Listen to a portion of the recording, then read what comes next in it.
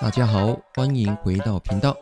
今天呢，我们要来聊一部古装剧《长安的荔枝》。你是否也好奇，唐朝没有冷藏设备，没有物流科技，而主角李善德是怎么把一篮一篮的鲜嫩荔枝从几千公里外的岭南平安送到长安皇帝的手上呢？而且还能够保持新鲜。别急，今天就带你从剧情出发，结合现代科技，一起来破解这段古代的生鲜物流的秘密。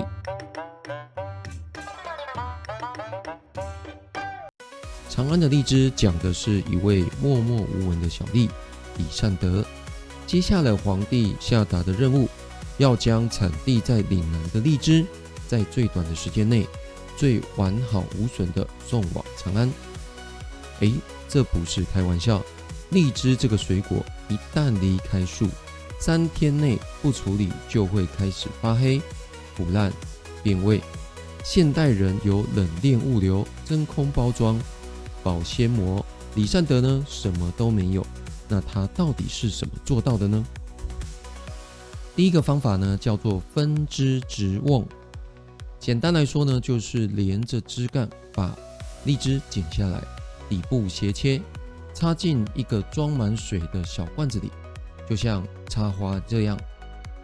这让枝条还能从水中吸收水分，让荔枝维持类似还活着的状态。从科学的角度来说，这叫做延续生理活性。水果离开母株之后呢，都会加速成熟与腐败。但如果还能够维持微弱的水分代谢，就能延缓衰老。类似的技术呢，就像市场上带梗的葡萄，也像切花插水的保鲜，或者是带根的青葱与芹菜。而古人呢，早就知道这样的一个方法。第二步是保护荔枝不被细菌腐坏。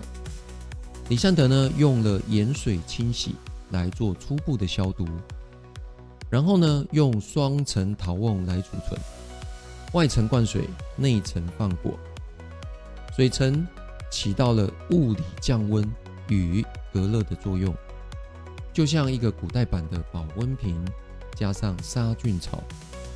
而现代对应的概念，就像是盐水呢，可以降低微生物繁殖的速率。双层瓮呢，类似现在的冰桶、保冷便当成为的设计。那另外呢，它也有水温稳定，也助于减缓环境的温度的变化。举例来说呢，像是腌制前的蔬菜泡盐水，或者是呢双层保冰的保冰桶来冰镇饮料，或者是冷藏时呢先预冷的技巧。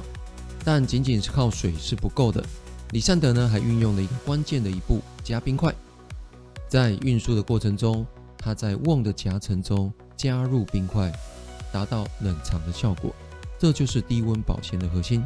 现代的冷链物流也是靠这样的原理，从产地、仓储、配送，直到消费者手中，全程控温。生活中你也常见到，在冷藏柜里面的水果，或者是保丽龙盒加冰块来运送鲜奶，或者是外送便当使用的保冷袋。所以呢，李善德呢，相当于是唐代物流科技的先驱啊，值得令人佩服。最后一招呢是竹拓封藏。荔枝瓮的外面呢，用竹叶、竹片以及竹编绳紧紧包裹着，不只是为了美观或者是固定，其实呢，它有3大作用。第一个，透气调湿，避免果实呢因为湿度不稳导致腐烂。第二个呢，有达到减震防撞，长途的颠簸保护果实不被碰伤。第三个，吸附杂菌与异味，这就是天然的呼吸型包装。现代的科技对应有可透气的水果包材、米糠、稻壳作为缓冲填充物，甚至呢，那某些进口的水果也会用木箱或者是纸垫来隔层。所以说呢，竹子不是只是装饰，而是古代包装界的全能选手。接下来做个整理吧。古人呢是不是超有智慧的？所以呢，这不是只是一部古装剧，更像是一次古代保鲜技术的大全。虽然今天我们已经有冰箱、有保鲜盒，但是从李善德的经历当中，我们看到的不只是技术，更是观察自然、尊重时令、因地制宜的智慧。下次你吃到一颗鲜甜的荔枝，不妨想起这段穿越千年的科技与情怀吧。如果你喜欢这类的结合历史与科学的内容，记得按赞、订阅、开启小铃铛。我们下次见，拜拜。